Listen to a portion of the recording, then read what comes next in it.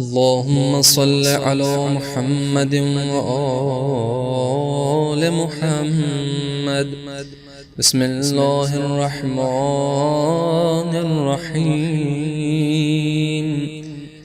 اللهم اجعلني فيه من المستغفرين، واجعلني فيه من عبادك الصالحين القانتين، واجعلني فيه من أوليائك المقربين برأفتك يا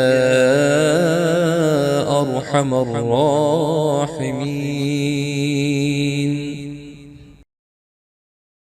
ए अल्लाह, आज के दिन मुझे बख्शिश मांगने वालों में से करार दे। आज के दिन मुझे अपने नेकोकार इबादत गुजार बंदों में से करार दे, और आज के दिन मुझे अपने नज़दीकी दोस्तों में से करार दे, अपनी मोहब्बत से, ए सबसे ज़्यादा रहम करने वाले।